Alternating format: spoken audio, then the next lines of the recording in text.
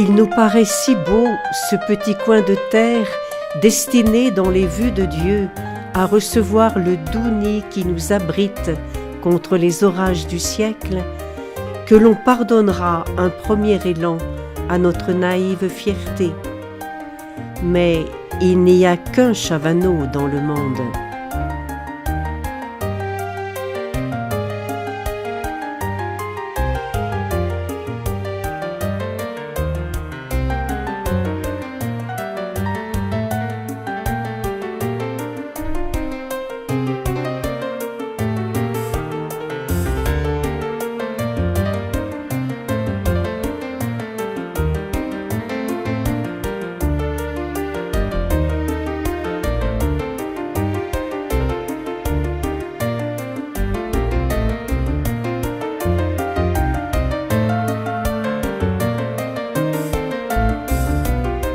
Claudine Echarnier is just 27 years old when she comes to Chavano to help Father Delalley and his old mother in their household chores.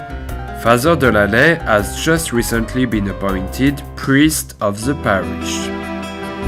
The eldest of 5 children, work never frightened her. Since already orphaned at the age of 15, Claudine had learnt very early to manage the humble family home while taking care of her younger brothers and sisters. Born at Fetterne on 29th May 1801 in a very poor family, little Claudine had to take care of the neighbors' herds of cattle rather than go to school.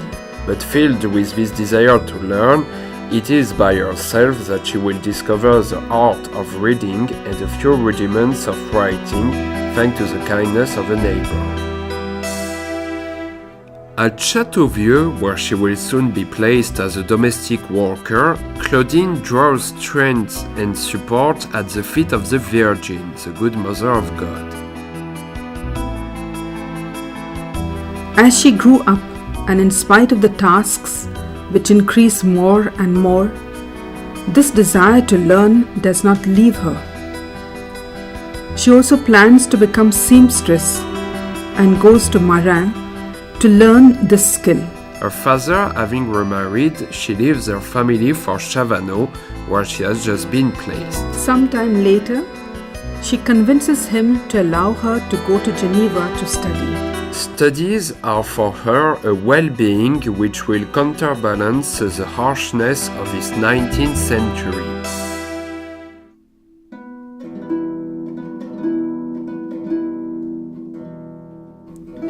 On her return, she is even more aware that many poor young girls share her previous situation in this post-revolutionary and pre-industrial Savoie. Besides, the municipality of Chavano does not have the means of possessing a school, and that is why, once her work is over, Claudine opens the doors of her kitchen to the little girls. The importance of the education of youth animates the heart of Claudine, and her meeting with Father Mermier, founder of the Missionaries of Saint Francois de Sales, will be decisive and will confirm her vocation. After 10 years of service in the presbytery, she decides to leave this place and to withdraw into a greater solitude to allow the call she has heard to mature. This period was the founding moment for the future congregation. I see in Claudine Echarnier, Father Mermier will say, the person able to regroup in the parish girls who by their behavior will uplift the moral level and will be able to promote respect for persons of modest conditions and at the same time give educators to the youth. A great plan of love is just being accomplished.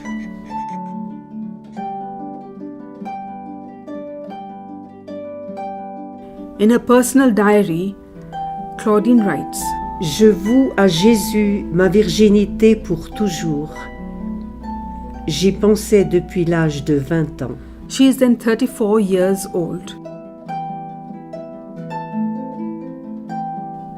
and in August 1838, the Bishop of Annecy grants permission to continue her project, and a year later they will be 10 to commit themselves by the side of Claudine Charnier in the parish church.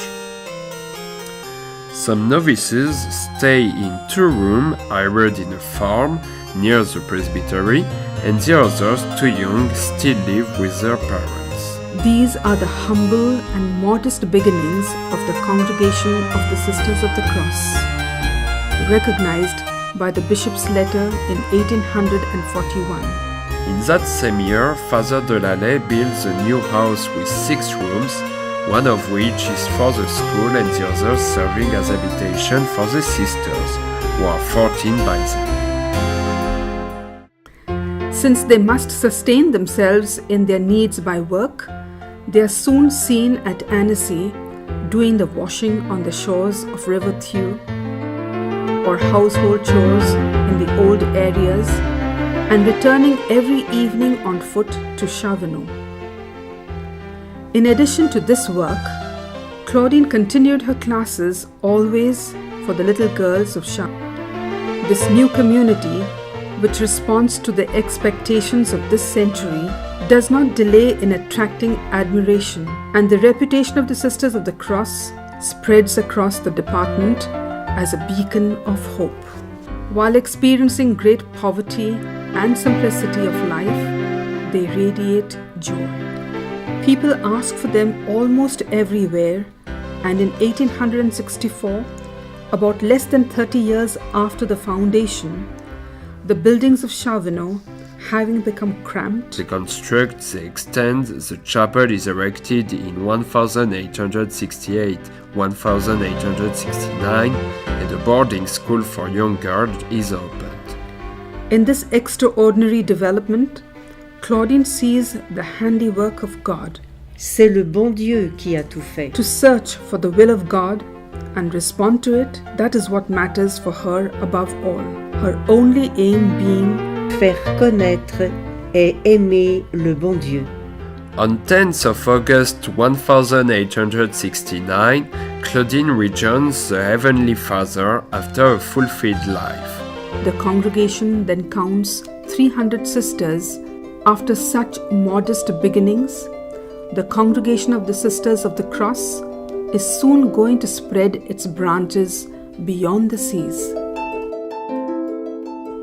Far from the Oriental fascination so dear to the Romantic authors of the 19th century, the 6 Sisters of the Cross would disembark at Amravati on 25th of September 1886, joining the missionaries of Saint François de Sales, are struck by the miseries of the Indian people, misery as vast as the dimensions of this country of contrasts with the appearances of a continent.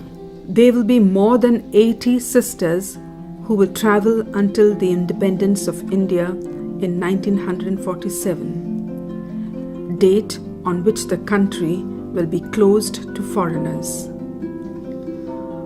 Today there are more than 1,000 sisters who are working in Asia in the fields of education, health, social work, and spiritual animation.